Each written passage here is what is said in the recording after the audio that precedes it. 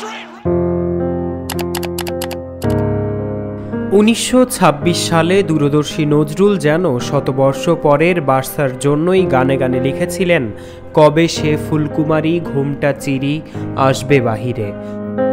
যে ফুলকুমারী একবিংশ শতাব্দীর শুরুর ভাগটায় অন্য কোনো ফুলকে সুবাস ছড়াতে দেয়নি, আজ তার ফুলের কলি অকালেই ঝরে পড়ে। তাই তো 8,000 কিলো দূরের বার্সার বিশ্বজোড়া ভক্তদের ঘুমটা শিশিরের স্পর্শ সুখে ভাঙানো হচ্ছে না, রাঙানো হচ্ছে না কপলখানি।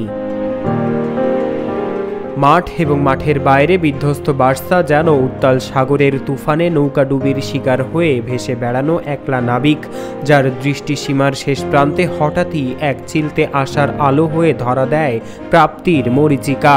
তবে অকস্মাৎ ঘূর্ণিঝড়ে আবারও পথ হারানো এ যেন মরার উপরে খাড়ার ঘা। বার্সার এবারের গল্পের শুরুটা একেবারেই রঙিন স্বপ্নের মতো। এর চেয়ে ভালো শুরু কেউ তার সুন্দরতম স্বপ্নেও হয়তো আশা করেননি। প্রথম লেগে অ্যাওয়ে ম্যাচে 3-2 গোলে এগিয়ে থেকে ঘরের মাটিতে শুরুতেই 1-0 গোলের লিড নিয়ে অ্যাগ্রিগেটে 4-2 গোলে এগিয়ে যাওয়া। তবে স্বপ্নেরাও বুঝি ক্লান্ত হয়, অনিশ্চিত ভবিষ্যতের হঠাৎ বাক বদলে মুখ লুকোয়। তাই তো এরপর যা হয়ে গেল তা বার্সা ফ্যানদের জন্য রীতিমতো দুঃস্বপ্ন, অসহায় আত্মসমর্পণ।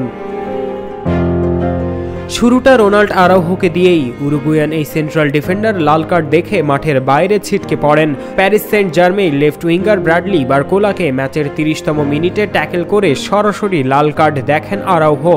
তবে কি এটি সত্যি লাল কার্ড ছিল? ফিফার নিয়ম কি বলে? তার আগে ঘটনার বিবরণী দেখে আসা যাক। ফাউল যেখানে হয়েছে সেটা হচ্ছে ডি বক্সের সামান্য বাইরেই।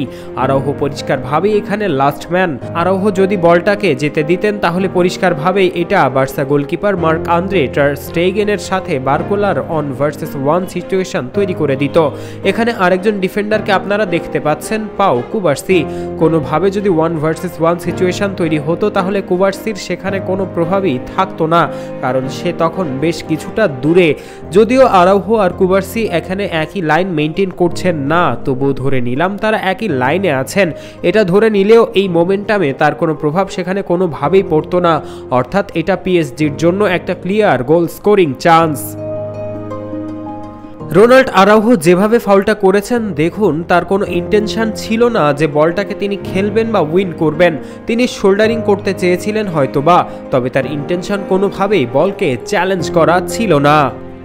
এবারে এই ধরনের গেম সিনারিওর জন্য ফিফা কি বলছে দেখুন।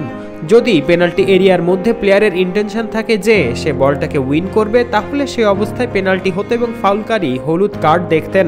তবে বাকি সকল ক্ষেত্রে প্লেয়ারকে লাল কার্ড দেখতে হবে। উদাহরণ হিসেবে দেওয়াই আছে যদি বল উইন করার কোনো ইন্টেনশন না থাকে। এখানে আরও কিছু বিষয় মাথায় রাখতে হবে, সেগুলো হচ্ছে অফেন্স এবং গোল লাইনের মধ্যে দূরত্ব, যেটা যৎসামান্য 1 ভার্সেস 1 তৈরি হয়েই গিয়েছিল প্রায়। General direction of play, Barcola full কন্ট্রোলেই ছিলেন। মোমেন্টাম ওই সময় ছিল পিএসজির কাছেই। বল উইন করার বা কন্ট্রোল করার সম্ভাবনা ছিল কি না? না, এরকম উদ্দেশ্য আরাউহোর ছিল না। কতজন ডিফেন্ডার সেখানে ছিল? উত্তর হচ্ছে একজন, অর্থাৎ লাস্ট ম্যান ট্যাকেলে ফাউল হয়েছে, যেটা আবার পরিষ্কারভাবেই একটা গোল চান্স ছিল। তাই আরাউহো যৌক্তিকভাবেই এখানে লাল কার্ড হজম করেছেন। তবে লাল কার্ড হজম করে মাঠ ছাড়ার সময় তিনি হাত দিয়ে কিছু একটা বোঝাতে চাচ্ছিলেন। তার এই অঙ্গভঙ্গি কৌতূহলী করে তোলে দর্শকদের। লাতিন আমেরিকায় এভাবে চুরি বোঝানো হয়। আরাউহো উরুগুয়ান, আর এই লাল কার্ড তার কাছে মনে হয়েছে চুরি করে অন্য পক্ষকে বিশেষ সুবিধা দেওয়া হয়েছে, তাই এই অঙ্গভঙ্গি করেছেন তিনি। পারভেজ ইমাম, অন ফিল্ড।